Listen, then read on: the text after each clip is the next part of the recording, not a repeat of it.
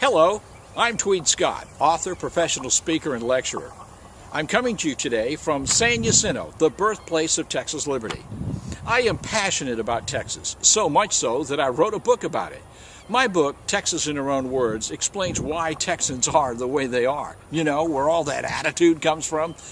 My greatest joy comes from traveling around Texas, spreading what I call the gospel of Texas. I speak to chambers of commerce, government agencies, schools, corporations of all sizes. In fact, coming up is a sample of me explaining the source of the Texan character. It was recorded recently at the Tarkington Prairie Community Library. And I'll be back in just a few minutes. First of all, I got to tell you, I think I'm here on false pretenses. Because Ruth contacted me a while back and said, tell me, Tweed, do you believe in free speech? I said, well, silly, of course I believe in free speech. She said, great, how about coming out to Tarkington and giving one? How do you really say no to a suggestion like that? So, a little bit about me. I'm a retired broadcaster of 31 years. I had all the fun and poverty I could stand, so I decided to get out and make a living. And I went home, and after about 2 days, I asked myself, well, fool, now what are you going to do? And I realized, you know what? I know how to write. So I went and started my own writing company. And within a couple of years, as the business was growing, I screwed up. And I wrote this book. And who knew what was going to happen? My book, Texas in Her Own Words, is a 3-time National Award-winning book, 2 for creative nonfiction and 1 for book design. And first of all, I've got to come clean with you. I was not born in Texas. See, now, before somebody yells, get a rope, I want to see a show of hands right now. Who in this room got to choose where they were born? No, you don't get to make that choice. Mom makes that decision for you, right? But you dang sure get to choose where you live. And ladies and gentlemen, I'm home. You see, I grew up in Laconia, New Hampshire. And I left for boot camp the morning after high school graduation. I joined the Navy to see the world. And within 6 months, I found myself stationed about 3 miles outside of beautiful downtown Kingsville. Yeah, you know. That's called culture shock. Then within a couple of years, I met and married a native Texan. And you marry a Texas girl, and your life is over. You are not going anywhere. I figure a guy's got to put on one major decision after that, and that is exactly where you're going to pour that slab. Because you're not going anywhere. So let's hit the fast forward button. Several years, and I'm sitting at the dinner table one night, and being a typical dad, I'm gritching at my son about something. Dads do that. Some of us are really good at it. And my wife, so out of character for her, turned to my son and said, Tyler, do not listen to your father. Understand, you have something that he will never, ever have. And he said, well, what's that? And she says, you, son, you were born in Texas. That's it. These people are going to know the dang gene, okay? There's a T chromosome, and I'm going to go find it. And that's what the book's about. And I set off, and I started asking some Texan friends of mine about, tell me, in your own words, what makes Texas special? Why is this place so different than anywhere else on God's green planet? And also, if and when it applied to them, what does it mean to you personally to be a native Texan? Just explain that whole concept to me, an American, so I can understand. And I got some remarkable answers. And then I knew I was on to something. And at the time, I couldn't honestly tell you what it was. I just knew there was something to this. So we got in the car, and we took off on 8 points of the compass on any given weekend. And we went from El Paso to Nacogdoches, Amarillo, to the Valley, and countless places in between. And I met some remarkable people. Now, I have to admit, I drew a little bit of my radio background because when you're in radio, you meet a lot of people. So there are people in the book you've heard of. Willie Nelson is in the book, Liz Carpenter, Darrell Royal, and I, of course, got Kinky Friedman to do the forward for me. And I think, hey, if I play your records, come on, we'll pay that. But at any rate, what I really did, my criteria was really simple. I wanted a good cross-section of people from all over Texas, blue-collar, white-collar, native, transplants. I want to know what makes Texas, Texas. And I got some remarkable answers. And the amazing thing was, as much as I expected to get a lot of diversity in the answers, I did get diversity.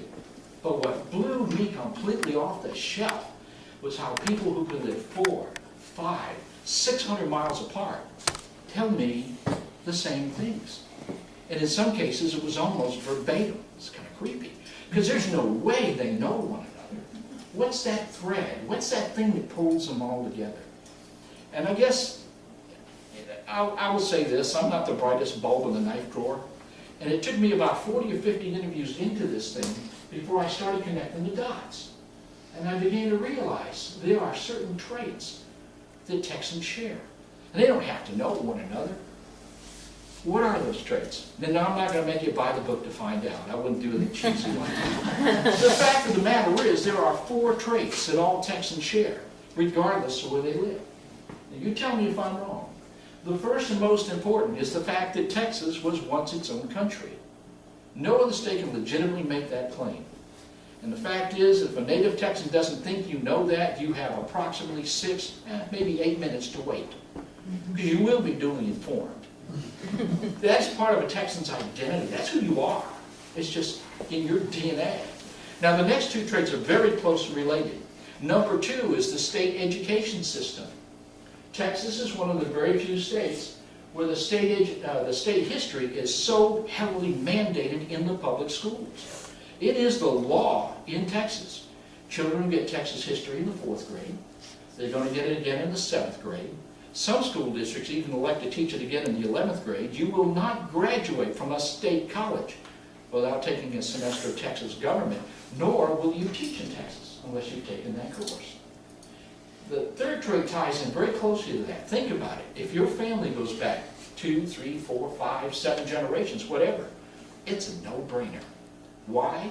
Because kids grow up within a family and they hear these stories about their great-great-uncle, fill in the blank, who, fill in the blank.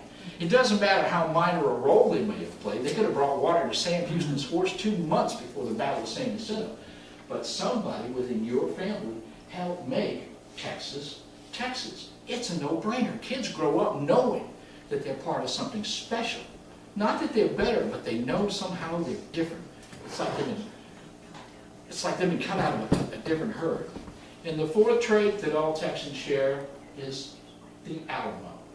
Of course, the 175th anniversary of the fall of the Alamo is tomorrow.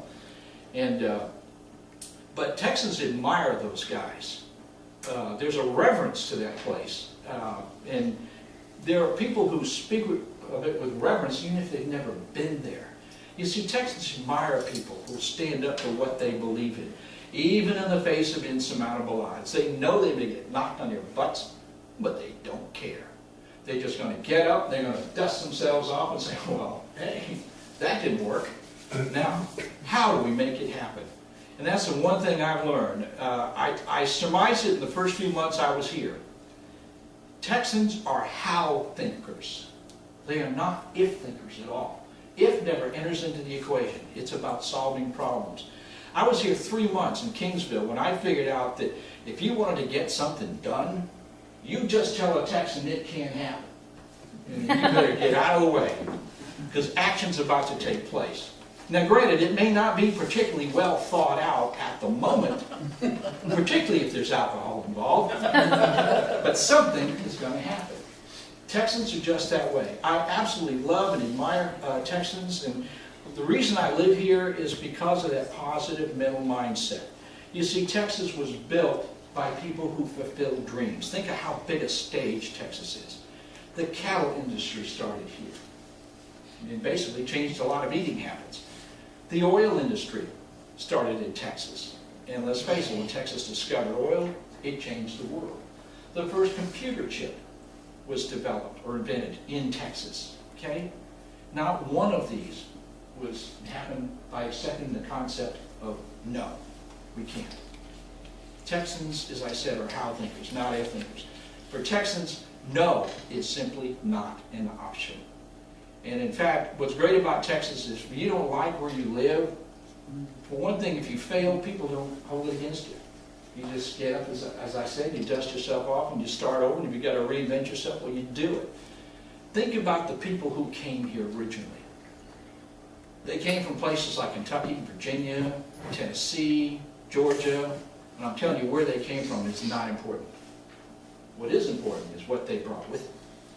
They brought those skills that you had to have, like survival, living off the land, knowing how to hunt and all that. I mean, the thing is, this was a brutally tough place to live, and you had to earn the right to live here, and you earned it by surviving. And that's just part of that whole Texas mindset. So if you fail, you get up and you dust off and you start over again. And another great thing about Texas is if you don't like where you live, you can pick up and move even 50 miles in any direction, and you're in a completely different world. And you don't need new plates for your truck. What's better than that?